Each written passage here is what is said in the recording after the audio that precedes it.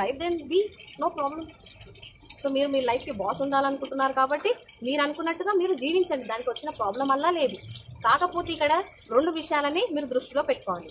అది ఏంటంటే మీరు ఎదగాలి, మీరు డెవలప్ కావాలి, దాని తర్వాత మీరు ప్రశాంతంగా ఉండాలి. ఇక్కడ మీరు ప్రశాంతంగా ఉండాలి అని అంటే మీరు ఒక్కరే కాదు, మీ చుట్టూ ఉన్న కుటుంబము అలాగే సమాజంలో కూడా ప్రశాంతతని మీరు స్ప్రెడ్ చేయాలి.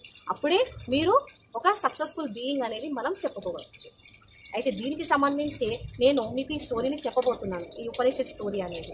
అయితే ఆ స్టోరీలో కూడా మనం ఈ డిసిప్లిన్ని ఫాలో అయినప్పుడు ఒక మనిషికి శారీరక, మానసిక, సామాజిక ఎదుగుదల అనేది ఎలా జరుగుతుంది అనేది చెప్పబోయేదే ఈ ఒక స్టోరీ. అయితే ఇప్పటికే మన వీడియో లెంత్ అనేది చాలా అయిపోయింది కాబట్టి మనము ఆ స్టోరీని నా పార్ట్ 2 వీడియోలో చూద్దాం. ఐ ప్రామిస్ పార్ట్ 2 వీడియోలో ఓన్లీ స్టోరీ మాత్రమే ఉంటుంది. అయితే ఇలాంటి ఒక సొల్యూషన్ని మీరు ఫాలో అవుతూ అలాగే ఈ డిసిప్లిన్స్ అనేటివి మీరు ఫాలో అవుతూ మీ లైఫ్లో మీరు ఎదుగుతూ అలాగే ప్రశాంతంగా ఉంటారని కోరుకుంటూ నమస్కారం.